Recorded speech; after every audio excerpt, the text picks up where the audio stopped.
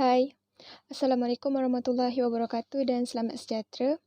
Nama saya Zalia binti Abbas. Saya adalah bekas pelajar SMK Bukananas dan kini sedang melanjutkan pelajaran di dalam bidang Ijazah Sarjana Muda Sains Matematik Pengkomputeran di UiTM Kampus Ramban 3 Negeri Sembilan.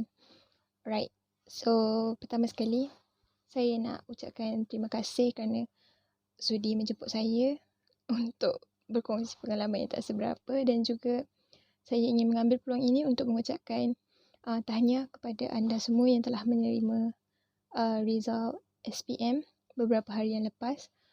Jadi walau apa pun result SPM yang korang terima, tahniah dan bersyukur. Okey, jadi kita pergi ke agenda kita yang pertama, iaitu apakah langkah yang perlu korang lakukan selepas korang tamat SPM, okay? Selepas korang dah dapat result semua. Okay, saya percaya korang telah pun membuat permohonan untuk masuk diploma, matrikulasi, asasi dan sebagainya. Okay, sebenarnya korang ada 4 laluan yang korang boleh lalui, iaitu 4 pilihan, iaitu matrikulasi, asasi, tingkatan 6 dan juga diploma, bergantung pada result SPM korang. Saya percaya korang telah pun membuat permohonan kan, jadi tinggal menunggu keputusan sahaja. Jadi saya harap anda semua telah pun membuat keputusan berdasarkan apa yang korang minat. Sebab dalam musim ODL ni, jika korang minat satu-satu course tu ataupun satu-satu subjek tu, sedikit sebanyak ia akan membantu korang untuk menggagahkan diri untuk hadir ke kelas tersebut, okay? Berbanding dengan kos yang korang tak suka, faham? Okay. Jadi, kalau korang semua berminat untuk melanjutkan pelajaran, just go for it. Go for what you're interested in, alright? Jangan terlalu fikirkan ODL ni susah lah, apalah. Just try dulu, okay? Sebab kalau kita tak cuba, kita tak tahu. Okay? Jadi, di sini saya nak kongsikan sedikit lah pengalaman saya yang telah menjalani ODL selama setahun setengah. Pejam celik sekejap je. Dah 3 sem hadap online learning ni. Okay, sebenarnya online learning ni agak memenatkan. Lagi penat daripada pembelajaran secara fizikal. Sebab mungkin kita tak banyakkan pergerakan dan hanya duduk menghadap skrin laptop. Dan itu membuatkan kita, tak banyak bergerak dan kita rasa makin penat. Okay? Sebab kita tertumpu pada satu benda tu terlalu lama. Jadi disebabkan itu kita akan cepat rasa letih berbanding kelas fizikal. Okay? Antara cabaran yang saya hadapi semasa pembelajaran atas talian ni, saya menghadapi cabaran seperti masalah line, masalah persekitaran dan juga masalah diri sendiri. Okay, kita pergi ke masalah line dululah. Okay, masalah line ni macam mana? Okay, sebenarnya nama pun belajar atas talian. Jadi kita sangat memerlukan internet, kelajuan internet yang konsisten ataupun boleh kita katakan agak laju lah. Jika kawasan perumahan kita mempunyai coverage internet yang sangat lemah, saya cadangkan untuk korang test coverage dulu di kawasan perumahan korang dan bertukarlah kepada Telkom yang mempunyai coverage yang lebih bagus, kerana sedikit sebanyak ia akan dapat membantu anda dalam proses pembelajaran. Okay? Sebab kalau korang punya line tak bagus, memang susah lah. Especially kalau korang nak jawab test, nak jawab final. Okay? Memang susah kalau line teruk. Okay, selain daripada tu, saya juga menghadapi masalah seperti masalah persekitaran. Okay, masalah persekitaran ni sebenarnya besar. Antaranya gangguan pencemaran bunyi. Macam time korang tengah kelas, time tu lah jiran korang nak renovate rumah lah. Time tu lah anjing menyalak-nyalak. Time tu jugalah korang punya jiran bertukang dan sebagainya, orang bergaduh ke apa ke kan. Sedikit sebanyak ia akan distract korang, mengganggu fokus korang ketika online. Lain daripada itu, masalah seperti kita duduk rumah, kita ada tanggungjawab, betul tak? Tanggungjawab sebagai anak, tanggungjawab sebagai adik, tanggungjawab sebagai kakak, betul tak? Kakak atau abang, okay? Jadi nak tak nak kita kena jalankan juga. Tapi kita seharusnya bijak lah tangani situasi ni. Jadi kalau kita ada kelas tu, kalau boleh cakap dulu ataupun tunjuk jadual kita pada ahli keluarga kita supaya mereka dapat tahu, masa macam ni tak boleh nak kacau sebab kita ada kelas. Masa macam ni tak boleh. Jadi mereka lebih peka dan tahu waktu-waktu bila mereka boleh ganggu kita. Okay? Masalah yang seterusnya adalah masalah tidak mengenal kawan sendiri. Maksudnya macam kita kan baru masuk universiti, jadi classmate kita pun kita tak kenal. Jadi bila kita nak buat assignment tu, kita terpaksa bekerja dengan orang baru. Agak sukar sebenarnya sebab kita tak sempat nak berkenalan. Lepas tu macam orang yang kita tak kenal tapi kita kena bekerja sama supaya kita dapat siapkan assignment. Jadi agak sukar lah kat situ sebab kita nak bekerja sama pun macam susah. Macam boleh tak, macam kita tak tahu orang tu macam mana. Boleh tak kalau kita cakap macam ni takut dia terasa ke apa. Paling susah kalau kita dapat satu group dengan orang yang free rider. Okay? Saya nasihatkan korang semua jangan jadi free rider. Free rider ni maksudnya hanya menumpang nama je. Tak ada buat kerja, tak ada buat apa. Senyap gitu je. Okay? Kalau korang punya partner ada yang free rider ni, saya nasihatkan untuk korang bagi tahu lecturer direct. Okay? Kalau dia macam tak buat kerja, tak reply benda semua, dah call pun tak dapat, just straight away report to your lecturer. Okay? Inilah masalahnya sebab kita tak pernah berjumpa kan. Kalau kita macam berdepan secara fizikal, bolehlah kita duduk satu meja berbincang tentang masalah tersebut. Tapi kalau kita online learning ni, hanya sekadar chat dan juga call ataupun di Microsoft Teams ataupun Google Meet. Hanya setakat itu saja. Jadi susah untuk kita nak bertukar pendapat, susah untuk kita nak bekerjasama, selesaikan satu-satu perkara. Jadi cabarannya dekat situ. Jadi apabila cadangan saya kepada anda semua, jika anda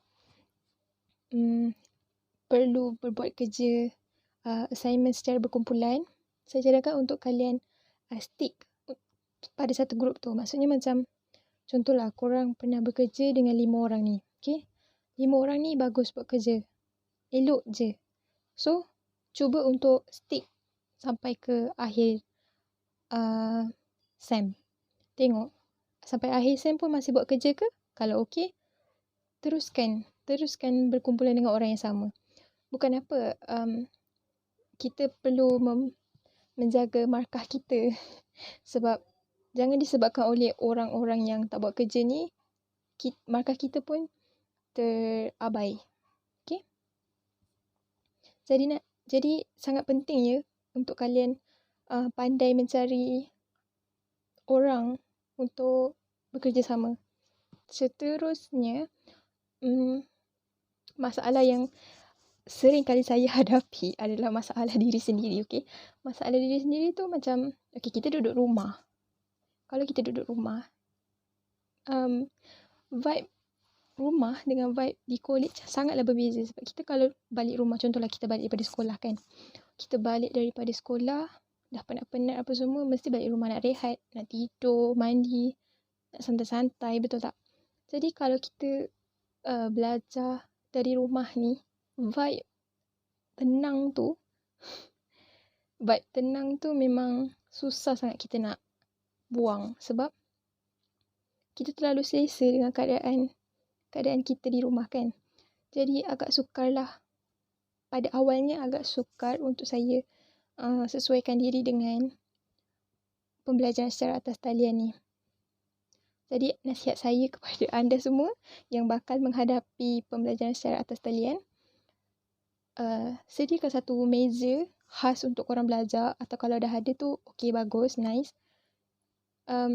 Sediakan ruang untuk korang study, yang mana korang buatlah hias cantik-cantik, kemas apa benda semua, bersihkan apa semua, bagi datangkan vibe macam kat uni ataupun vibe macam kat kelas ke. Jadi bila korang belajar tu tak adalah rasa macam belajar kat rumah sangat. Okay, sedikit sebanyak pun benda tu dapat membantu menaikkan semangat kita untuk belajar. ODL ni tak ada ke benda-benda yang baik? Takkan semua buruk je? Tak. Dia ada juga baiknya. Okay, apa baiknya? Okay, sebenarnya ODL ni dia juga memberi impak yang positif kepada kita para pelajar. Contohnya macam exam. Okay, exam kita boleh tengok buku macam sejarah lah. Sejarah boleh open book test kan, kertas 3. If I'm not mistaken. Okay, so boleh buka buku. Tapi jangan excited sangat. Contoh macam saya, Cosmet.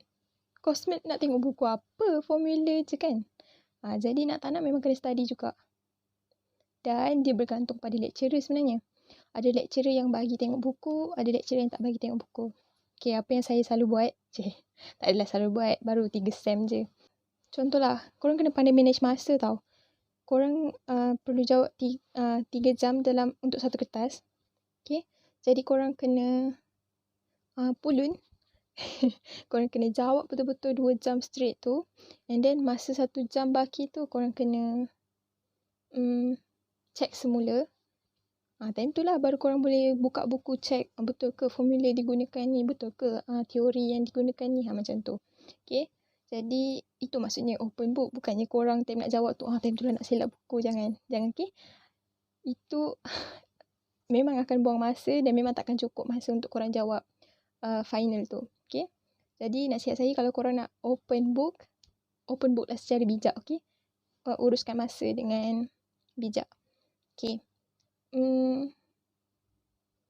impak positif yang kedua adalah kita belajar daripada rumah ni, dia menjimatkan kos pembelajaran. Okay, so maksudnya kalau korang berkemampuan, kalau korang tak nak pinjam PTPTN pun it's okay. Okay, depend pada korang punya yuran dan sebagainya. Buatlah kira-kira. Rasa-rasa mampu tak nak bayar untuk 1 sem? Kalau rasa macam tak mampu, pinjamlah PTPTN. Kalau mampu, tak payah pinjam dululah. Tunggu habis COVID baru try apply. Sebab terus terang cakap, belajar dari rumah ni kosnya sangatlah berbeza dengan kos semasa belajar secara fizikal. Sebab kalau kita belajar fizikal, okay, contohlah kita kat uni nak kena bayar yuran college, nak kena bayar yuran pengajian, lepas tu kita nak kena bayar apa lagi, baju koko, nak kena beli barang-barang keperluan. Lepas tu kita nak kena beli barang-barang keperluan tu macam barang-barang mandian, barang-barang lotion apa semua tu lah. And then kita perlukan, contoh kalau kita nak keluar makan. Kalau kita nak keluar makan dekat-dekat tu tak apa. Kalau kita nak pergi makan yang jauh sikit, nak kena naik Grab. Kat situ dah kos lagi. So kira macam jimat lah. Sebab kalau kita ODL, kita makan pun mak bapak kita tanggung, betul tak? Jadi jimat lah kat situ. Kalau korang pinjam PTPTN pun, mesti akan ada lebih. Lebihan tu, korang boleh gunakan untuk beli barang-barang yang berguna. Maksudnya macam buku, novel, macam tu. Okay. Impak terakhir yang saya dapat daripada pembelajaran secara atas talian ni adalah menjadi lebih yakin bila berhadapan di depan kamera. Sebab secara tak langsung, kita kan dah hari-hari menghadap skrin laptop. Lepas tu nak kena buka kamera semasa kelas ataupun semasa jawab kuis ke apa, kena on kamera kan. Jadi membuat pembentangan pun secara kamera macam ni. Jadi secara tak langsung dia dah meningkatkan kita punya keyakinan apabila berada di depan kamera. Okay, so nasihat saya kepada anda semua, jangan takut untuk berhadapan dengan ODL. Just prepare mental dan fizikal. Jangan stres, jangan terlalu stres. Kalau korang mempunyai banyak sangat kerja dalam satu masa tu kan, jangan tangguh-tangguh, mulakan buat. Okay, start buat. Dan kalau penat, just take a rest. But don't give up, okay?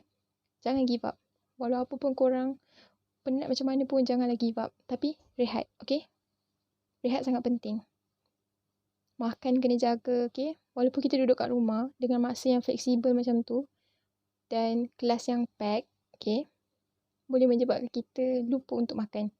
Okay, jadi saya nasihatkan awal-awal, janganlah lupa makan. Sediakanlah snack ataupun gula-gula di meja belajar korang. Jadi,